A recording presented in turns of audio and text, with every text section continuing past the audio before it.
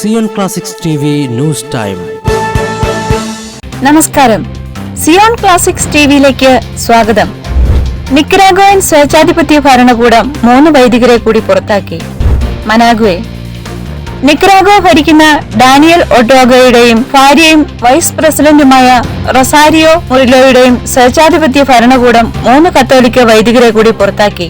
നിയമപരമായ പൗരത്വം റദ്ദാക്കിയതിനു ശേഷമാണ് രാജ്യത്തു നിന്ന് പുറത്താക്കിയതെന്ന് ക്രൈസ്തവ വിരുദ്ധ പീഡനങ്ങൾ നിരീക്ഷിക്കുന്ന ഗവേഷകയായ മാർത്ത പെട്രീഷ്യ മോളിന പറഞ്ഞു.